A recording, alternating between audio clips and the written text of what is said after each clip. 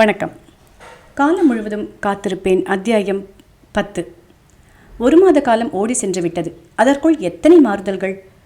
மழை முற்றிலும் நின்று வானம் நீளமாக ஒளியிட்டது. சுகன்யாவின் மனதில் மகிழ்ச்சி பூரித்து பொங்கியது. முன்போல் அவள் வேலைக்கு போக வேண்டுமே என்று அலுத்து கொள்ளவில்லை. காலையில் எப்பொழுது வீட்டை விட்டு கிளம்புவோம் என்ற துடிப்பில் இருந்தாள். ஒவ்வொரு நாளும் அவள் நேரம் கடந்துதான் வீட்டுக்கு திரும்பி வந்தாள்.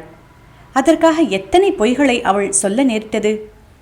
இன்னும் கொஞ்ச நாள் கழித்து அப்பாவிடம் சொல்லலாம் என்று தன்னுள் துணிவை அவள் திரட்டிக் கொள்ள வேண்டிய அந்த நிகழ்ச்சியை ஒத்தி போட்டு கொண்டு வந்தாள்.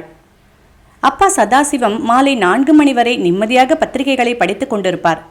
பின்னர் எழுந்து சென்று வேலைக்காரி வாங்கி வந்த பால் பொட்டலத்தை திறந்து பாத்திரத்தில் கொட்டி காய்ச்சி தானே தேநீர் தயாரித்து வேலைக்காரிக்கு கொடுத்துவிட்டு தாமும் சாப்பிட்டு முடித்ததும் மீதமுள்ள பாலை பத்திரமாக மூடி அடுப்பு மேடையில் ஒரு பக்கம் வைத்திருப்பார். வேலைக்காரி தேய்த்து வைத்த பாத்திரங்களை எடுத்து அலமாரிக்குள் அடுக்கிவிட்டு பின்னர் பிளாஸ்டிக் கூடையுடன் கடைக்கு கிளம்பி விடுவார். இரவு சமையலுக்கு தேவைப்பட்ட காய்களை வாங்கி கொண்டு திரும்புவார். அதுவரைதான் அவரால் அமைதியாக இருக்க முடிந்தது. தெரு விளக்குகள் பளிச்சிட்டதும் கூடத்து கடிகாரத்தை பார்த்து 6 மணி ஆகிவிட்டதே, இருட்டி விட்டதே. தமக்குள் முணுமுணுத்தபடி வாசலுக்கும் கூடத்துக்குமாக 4 தடவைகள் நடந்து ஓய்ந்து போய்விடுவார். கவலையுடன் வெளியே வந்து தெருக்கோடியை உற்று பார்த்த வண்ணம் கொஞ்சம் நேரம் நிற்பார். வேலைக்கு போன தெரு மனிதர்கள், இளைஞர்கள் எல்லோரும் திரும்பி வந்து கொண்டிருக்கிறார்களே, இந்த பெண்ணை இன்னமும் காணவில்லையே. அவர் வயிறு உளையும் கல் போன்றதொரு வேதனை மனதை அழுத்தும். அப்பா, நான் வரட்டுமா? கேட்டபடி தன் பையை தோளில் மாட்டிக்கொண்டு நடையில் கிடந்த பாதணிகளை காலில் திணித்து கொண்டு திரும்பிய மகளை நன்றாக உற்று பார்த்தார் சதாசிவம். இன்னைக்கு கூட நான் பொழுதோடு வீட்டுக்கு வர முடியாதப்பா, கவலைப்படாதீங்க. சுகன்யா சொன்ன பொழுது அவரால் பேசாதிருக்க முடியவில்லை. அப்படி சொல்லிட்டா சரியா போச்சாமா? ஊர் கெட்டு கிடக்கு. வேலை முடிஞ்சதும் முதல்ல கிடைக்கிற பஸ்ஸை பிடிச்சி நீ வீடு திரும்பினாதானே எனக்கு நிம்மதி ஏற்படும். முகம் சிவந்து போனாள் சுகன்யா. குற்ற உணர்வில் நெஞ்சு பதைத்தது. எத்தனை நாட்கள், எத்தனை நாட்கள்! எத்தனை பொய்களை சொல்லி வயதும் நோயுமாக திண்டாடும் தந்தையை ஏமாற்றுவது? நீ ஒரு ஆண் பிள்ளையா இருந்துட்டா நான் கவலைப்பட மாட்டேன். எப்போ வேணுமானா வீட்டுக்கு வரட்டும்னு அசட்டியாக இருப்பேன். பெண் குழந்தையாச்சே, இப்போ பேப்பரில் வர சில சங்கதிகளை படிக்கிறப்போ அடிவயிறு பெசேருதுமா. அப்பா, ஆண்களுக்கு மட்டும் ஆபத்துகள் இல்லையா? நீங்கள் ரொம்ப கற்பனை செய்துக்கிட்டு அனாவசியம் கவலைப்படுறீங்க. வேலை கொஞ்சம் கூடுதலாக இருக்குது. அதை கவனிச்சுட்டு நான் பஸ் பிடிக்கிறதுக்குள்ளே நேரம் மாறுது.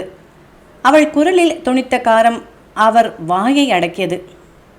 மூத்த மகனும் மகளும் அவரை ஏறெடுத்து பார்க்காது வயது காலத்தில் தனியே தவிக்க விட்டிருந்த சமயம் இந்த பெண்ணாவது கவனித்துக் கொள்கிறாள், அக்கறை காட்டுகிறாள், பாசத்துடன் நடந்து கொள்கிறாள். அனாவசியமாக சந்தேகப்பட்டு குறுக்கு கேள்விகள் கேட்டால் வயதுக்கு மிஞ்சிய பெண் வெகுண்டு போய்விடக்கூடும். பின்னர் ஒருவருக்கொருவர் விரோதி போல வீட்டில் வளைய வரும்படி ஆகிவிடும்.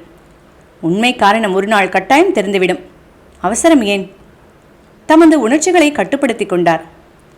அவசரமாக வீடு திரும்பணும்னுட்டு குறுக்கு வழியாக சந்து பொந்துகளில் புகுந்து வராதம்மா. விளக்கில்லாத தெருக்களில் நடக்காத.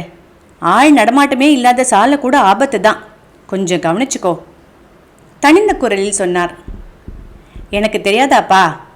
திரும்பி பார்த்தாள். தந்தையின் முகத்தில் வழிந்த கவலை அவள் மனதை உறுத்தியது. எறும்புக்கு கூட தீங்கு நினைக்காத ஒரு நல்ல மனிதர், பொய் புரட்டிவைகளை கட்டோடு வெறுக்கும் பண்பாளர், அவரிடம் வீணாக பொய் சொல்லி. என்னம்மா, நேரம் ஆகுதே, சீக்கிரம் புறப்பட வேண்டாமா? திகைப்புடன் அப்பாவை ஒரு கணம் பார்த்தாள். உண்மை காரணத்தை அவரிடம் சொல்லிவிட்டால்? மனதில் ஒரு சிறு பயம். மிடறு விழுங்கி கொண்டாள். அப்பா, பகல் சாப்பாடு ஹாட்கேஸில் இருக்குது. மாலை டிஃபனுக்கு கொஞ்சம் உப்புமா வச்சுருக்கேன். ஆறி போயிட்டா சூடாக்கி சாப்பிடுங்கோ. நான் வர வர பட்னி கிடக்காதீங்க சொல்லிவிட்டு வேகமாக வெளியே வந்தாள். நெஞ்சை துயரம் அடைத்தது. இது மாதிரி சந்தர்ப்பங்களை சமாளிக்க ஒரு பெண்ணுக்கு தாயார் அவசியமாச்சே. அவள் தாயார் மட்டும் இப்போது உயிருடன் இருந்தால்?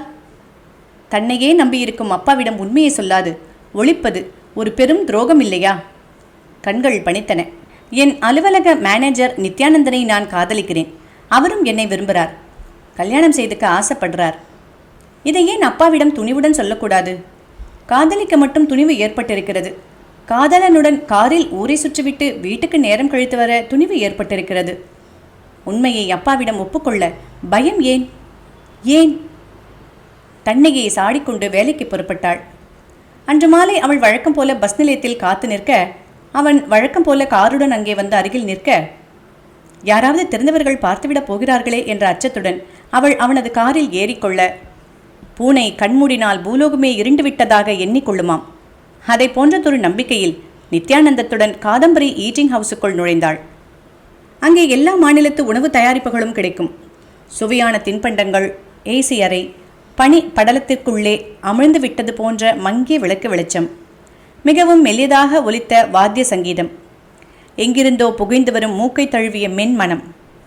இத்தனை வசதிகளுடன் இன்னொரு காரணம் அங்கே எப்பொழுதும் கூட்டத்தை வரவழைத்து கொண்டிருந்தது. ஒரு மேஜையை பிடித்து கொண்டால் போதும், 3/4 மணி நேரத்திற்கு மேல் உட்கார்ந்து மெல்ல சாப்பிட்டு கதை பேச முடியும். இந்த காரணத்தினால்தான் பேண்ட் சட்டை, சல்வார் கமீஸ், மேக்ஸி, புடவை அலங்காரத்தில் இளவட்டங்கள் தங்களது நண்பர்களுடன் இடம் பிடிக்க குவிந்து கொண்டிருந்தனர். வியாபாரிகள் டிஃபனை முடித்துக்கொண்டு தமது வியாபார பேச்சுவார்த்தைகளை முடிக்கவும் அந்த ஹோட்டலை மிகவும் விரும்பினர். நித்யானந்தனுக்கு அங்கே கிடைத்த உணவு வகைகள் மிகவும் பிடித்தன. அத்துடன் அந்த அரை இருளில் மேசை மீது கையை நீட்டி சுகன்யாவின் கரத்தை அன்போடு பற்றி கொண்டு தங்கள் வருங்காலத்தை பற்றி வார்த்தையாட மிகவும் சுலபமாக இருந்தது. ரொட்டி, பீஸ் பன்னீர், குலாப் ஜாமுன், காஃபி என்று தேவைப்பட்டவற்றை ஆர்டர் செய்துவிட்டு ஆசையுடன் அவளது கரத்தை பற்றினான். சுகன்யா, நேற்றுக்கு நான் வீட்டுக்கு போன போது எங்கள் வீட்டில் எல்லாரும் வீடியோ பார்த்துட்டு இருந்தாங்க. நானும் அவங்களோட முன்னுரையில் கலந்து கொண்டேன். சுகன்யா மௌனமாக இருந்தாள்.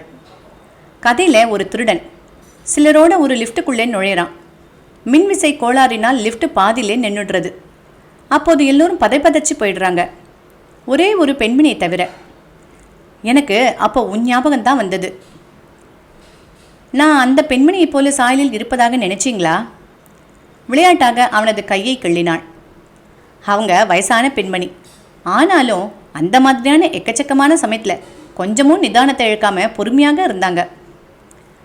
அப்படி உன்னால் சங்கடமான சமயங்களில் பொறுமையாக இருக்க முடியுமான்னு தானே கேட்க விரும்புகிறீங்க? தலையை அசைத்தான் நித்யானந்தன். எனக்கு பொறுமை அதிகம் உண்டு. அதே சமயம் உணர்ச்சி வசப்பட்டு போகும் ஒரு தனிப்பட்ட குணமும் உண்டு. எந்த ஒரு காரியத்திலும் தீவிரம் அதிகம் உண்டு. நமது காதல் விஷயத்தை பற்றி நீ கொஞ்ச காலம் பொறுமையாக இருக்க வேண்டும்னு தான் கேட்க வேண்டியிருக்கு. உன் அப்பாவை பார்த்து நான் நமது எண்ணத்தை சொல்ல அவசரப்பட்டேன். ஆனால் இப்போது அந்த சந்திப்பை கொஞ்சம் ஒத்தி வைக்க வேறும். காரணம், என் தங்கை நிர்மலாவுக்கு முதலில் கல்யாணத்தை முடிச்சிடணும். என் அம்மா வரன் பார்த்துக்கிட்டு இருக்காங்க. அது கூடிவிட்டா நமக்கு பிறகு எந்த ஒரு இடையூறும் இல்லை. என் தாய் என் விருப்பத்திற்கு எதிராக பேச முடியாது. அதனால் சுகன்யா, உங்ககிட்ட ஒன்று கேட்க போகிறேன். தாராளமாக கேளுங்க. மங்கிய வெளிச்சத்தில் அவனது முகத்தில் தோன்றிய உணர்ச்சி பாவங்களை பார்த்தறிய அவள் முயன்றாள். சுகன்யா, எனக்காக நீ கொஞ்ச காலம் பொறுமையோடு காத்திருப்பியா? இதென்ன கேள்வி? காலம் முழுவதும் நான் காத்திருப்பேன். என் அன்புக்கு அத்தனை தெம்பு உண்டு. அவளது கரங்களை ஆசையுடன் தன் கையில் அள்ளி கொண்டான். நன்றி சுகன்யா, என்ன பதில் சொல்கிறதுன்னே தெரியாமல் நான் தடுமாறுகிறேன். உன் பொறுமைக்கு ஈடு செய்கிறாப்புல நான் உன்னை காலம் முழுவதும் என் அன்பான மனைவியாக வச்சு போற்றி காப்பாற்றுவேன்னு சொன்னா நீ நம்புவியா? நித்யா, நீங்கள் என்ன சொன்னாலும் நான் நம்புவேன். ஏன்னா என் மனசில் உங்களை பற்றி நம்பிக்கையை தவிர வேறு உணர்வுக்கு இடமே இல்லை. சீருடை அணிந்த ஓட்டலில் சிப்பந்தி தட்டுடன் தங்கள் பக்கம் வருவதை அறிந்து தன் கைகளை இழுத்து கொண்டான் நித்யானந்தன். என்றும் எனக்கு நீ இனியவள். அதனால் முதலில் இந்த இனிப்பை சாப்பிடு. குலாப் ஜாமுன் கிண்ணத்தை அவள் அருகே நகர்த்தி வைத்தான். ஸ்பூனால் ஒரு துண்டத்தை வெட்டி எடுத்து வாயில் போட்டுக்கொண்டாள் சுகன்யா. தொண்டை வரை பரவிய அந்த இனிப்பை அவளால் விழுங்க முடியவில்லை. கண்களில் நீர் கசிந்தது. துயரம் இறுக்கமாக நெஞ்சை பிடித்து கொண்டது. அந்த ஞாயிற்றுக்கிழமை அவள் வீட்டு வேலைகளை முடித்துவிட்டு காலை பத்திரிகைகளுடன் முத்தத்து குரட்டில் உட்கார்ந்திருந்தாள். சுகன்யா என்று அப்பா கூப்பிட்டபடி அவள் அருகே வந்து நின்றார். எனக்கு என்னவோ ஒரு பச்சை குழந்தை மாதிரி ஆசை வந்து விட்டுருக்கு. பேப்பரில் போட்டிருக்கும் விளம்பரத்தை பார்த்து வாயூறி போச்சு.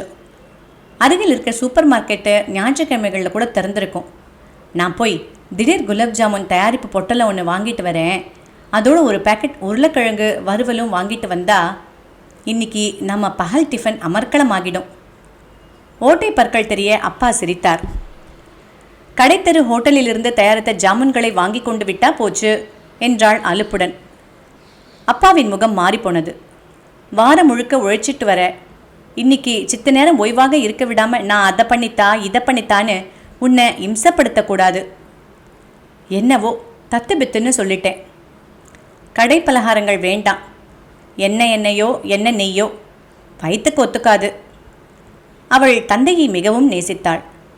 வயதான காலத்தில் வாய்க்கு ருசியாக சாப்பிட வெட்கத்தை விட்டு கேட்டுவிட்டார்.